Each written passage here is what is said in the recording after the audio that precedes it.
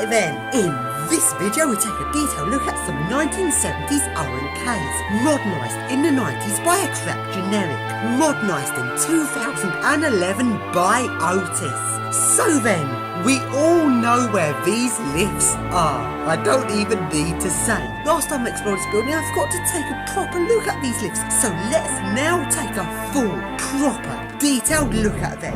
Let's go. I never got to see these lifts before the 90s mod, so I never went here before then, which is a shame because they must have been really awesome. After the 90s generic mod, these lifts had really bad logic. They'd regularly get confused with what floor they're on, and often the announcement would go into a loop. Store level and exit. Store level and exit. Store level and exit. Store level and exit.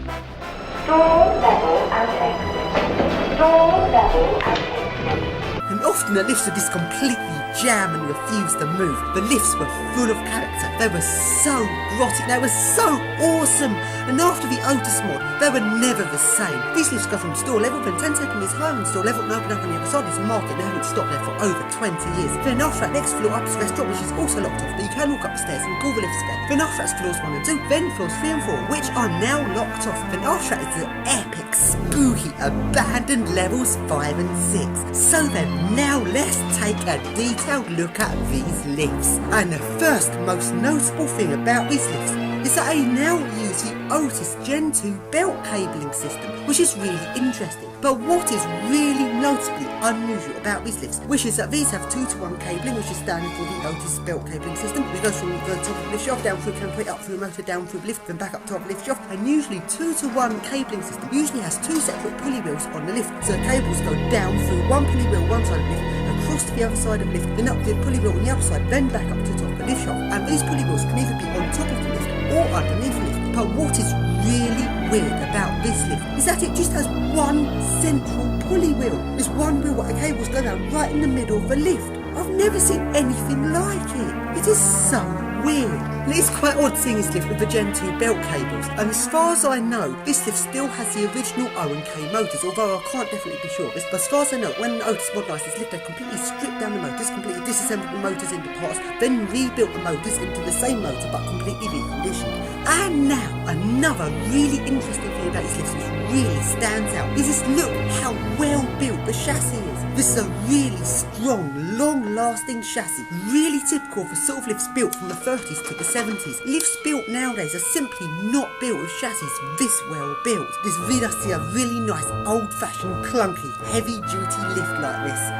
And now, another interesting thing about these lifts is they now use variable frequency, and now we use Otis' really nice intelligent levelling system, where the lift just slows down from full speed really nicely to almost stopping perfectly in the right place. Then for the last little bit of the journey, the lift moves at a really slow speed. Now, this is slightly different to other lifts, such as the very first lifts to have this sort of intelligent levelling were Mitsubishi, Fujitec and Schindler in the 80s, and these lifts were really clever because they just didn't have a levelling speed at all. The lift goes all the way from full speed, perfectly slowing down until it stopped with not a single levelling speed. Although Otis Gen 2s and lifts that have been modernised by Otis do almost do this, they don't quite, because they slow down for a very slow speed, then do the last bit really slowly. But the really annoying thing about Otis Gen 2 and lifts modernised by Otis is that they don't open the doors until the lift's completely stopped, which is so annoying. Unlike the Cone EcoDisc, which these do open doors when it stops, which is much better. And now, sit back and relax and enjoy this 4-speed ride on top of these really nice 1970s, okay, modernised in 90s by Generic, modernised in 2011 by Otis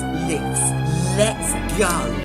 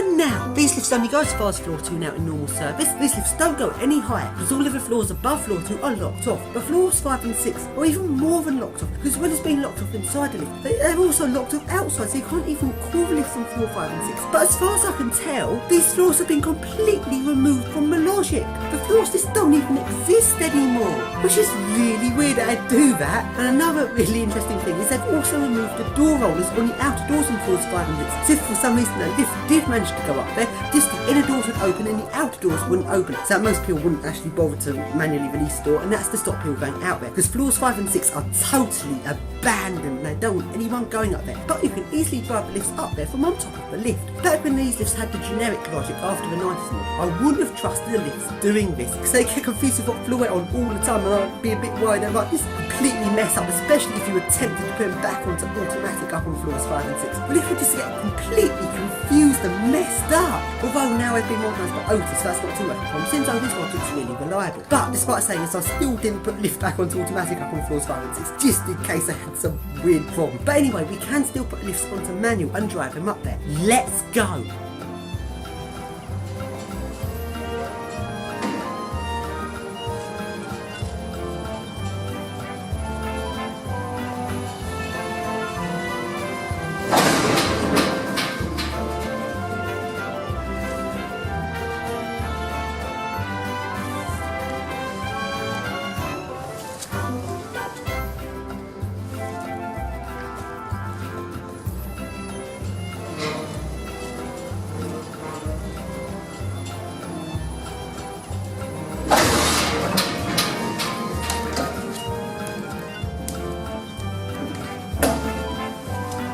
And here I am up on the epic abandoned floor 6.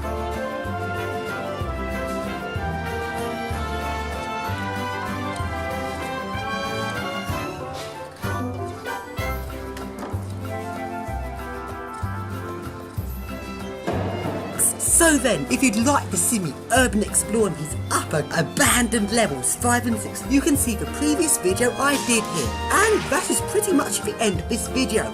And this video was filmed on the last day this place was open. And that's it. This place is now closed. The end.